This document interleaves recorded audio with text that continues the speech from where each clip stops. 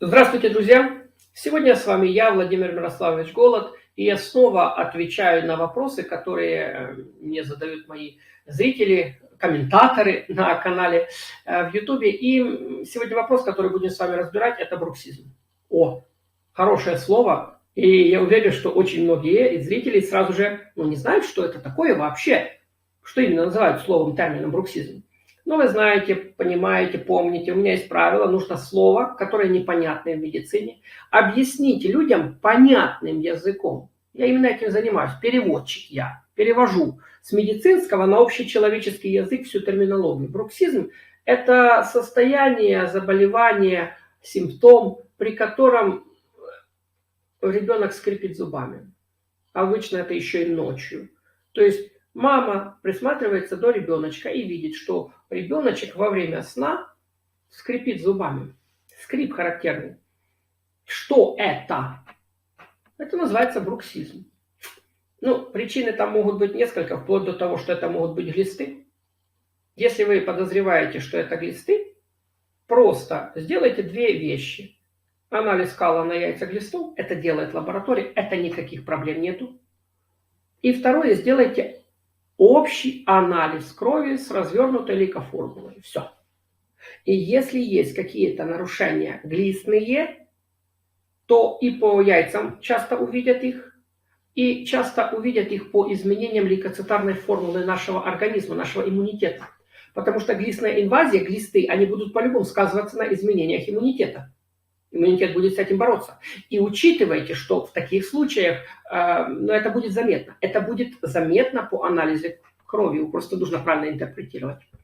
Но я сталкиваюсь часто не с тем, чтобы это были глисты.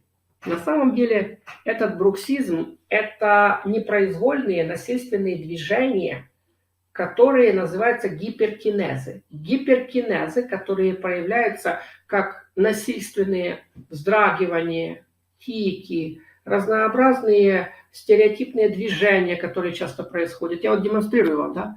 То есть хороший учитель не только рассказывает, а еще и показывает на себе всякие тики, подергивания. Что это? Ребята, объясняю. В нашей черепушке, в нашей голове, головной мозг – это огромнейшая структура. И та, которой вы думаете, которой вы помните, которой вы мыслите, вот то ваше сознание – это всего лишь кора головного мозга, полушария. А кроме коры и полушарий в нашем мозге еще громадное количество нервных клеток, нервной ткани, материала, который занимается обеспечением жизнедеятельности всего нашего тела, даже не затрагивая наше внимание. Есть такая система в нашем теле, называется пирамидная система. Она проходит через пирамидки ствола мозга, называется пирамидная. Это мои движения. Это мои движения. Это то, что я двигаю руками, двигаю ногами. И эти движения в моем теле корректируют еще две системы. Непирамидная называется экстрапирамидная, внепирамидная. И мозжечковая. Вот я делаю движение. Вот я захотел и попал себе в нос пальцем. Это движение, которое я запланировал и которое я сделал. Интереснее всего, что движение кора указывает руке, что делать. Надо попасть себе в нос. Я попадаю. Но две системы, экстрапирамидная и мозжечковая, корректируют это действие. Мозжечковая система корректирует точность, а экстрапирамидная система корректирует скорость. Мозжечковая система корректирует точность. И вот я раз, и я попадаю прямо в нос. Если нарушения идут мозжечка, нашей задней части головного мозга, то тогда начнется дрожание, я начну промахиваться.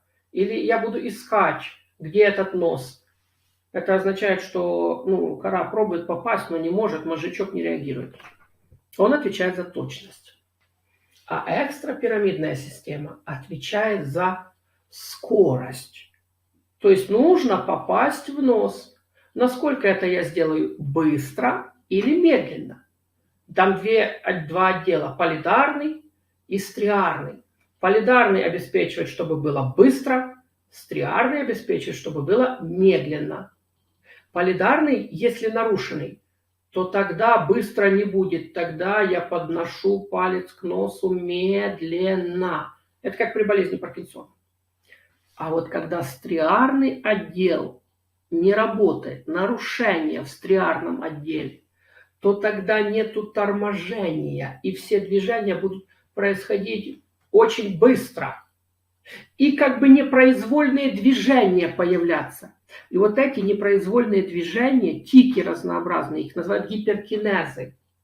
Эти непроизвольные движения – это проблема нарушения полидарного, стриарного отделов экстрапирамидной нервной системы. Что загрузил вас? Это мне, невропатологу, просто. Я понимаю, насколько это сложно сейчас вам, но я просто обосновываю, объясняю, скорее для интереса вашего.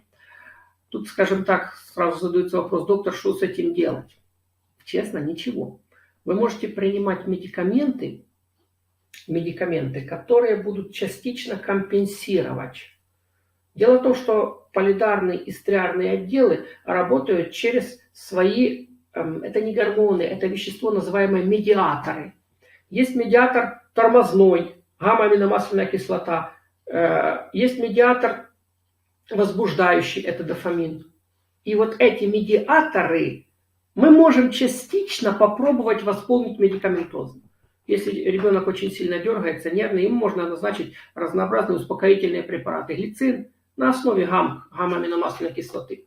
Точно так же, как заторможенному человеку при болезни Паркинсона назначают возбуждающий медиатор дофамин в виде препаратов там леводопа, карбидопа, дофамин. Но медикаментозно корректировать это состояние чревато тем, что организм привыкнет и перестанет вырабатываться свои внутренние медиаторы. Это немножечко не здорово. И поэтому я бы рекомендовал все-таки чуть-чуть другой механизм. И первое, мы продолжаем говорить о бруксизме у ребенка.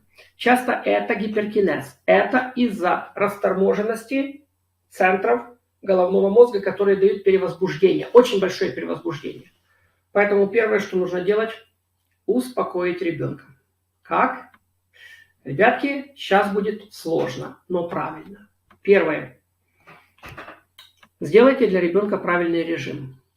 Крайне вредно, чтобы ребенок допоздна не спал. Крайне вредно, чтобы он занимался вечером, ночью, нагружал свою нервную систему.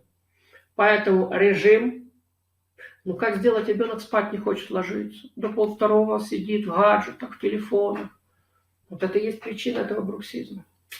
Ребятки, тут сложная ситуация, но первое правило. Ребенок должен просыпаться ровно в 6 утра. Я понимаю, родителям сложно самим встать в 6 утра. Куда еще ребенка? Но именно такое правило. Просыпаемся в 6 утра, а потом пускай ложится спать, когда хочет. Но вы увидите, что в 10 он уже будет спать. Просыпаемся в 6 утра, и первый час времени – это физическая явная активность. Это прогулки, пробежки, зарядка, душ, это контрастные процедуры, закалка. Это активность, причем не умственная, проснулся и в телефон, а физическая активность первый час. Поверьте, взбодрения хватит на весь день, а в 10 вечера будет спать, как младенец. Поэтому первое правило – просыпаемся в 6 утра. Второе правило – максимально ограничиваем, при бруксизме это вообще нельзя. Вот эти вот гаджеты разные. Я вам напомню гигиену. Гигиена это не больше, то есть телефон, компьютер, планшет, вот то, с чем ребенок, не больше 120 минут в день, но не больше 60 минут подряд. Это гигиеническая норма. То есть в планшете, в телефоне ребенок должен сидеть не больше 2 часов в день, но не больше часа подряд. Ой, а у него же нету больше свободного, ничем заняться, он только в нем и сидит. Правильно, это и есть причина тиков, причина бруксизма, гиперкинезов.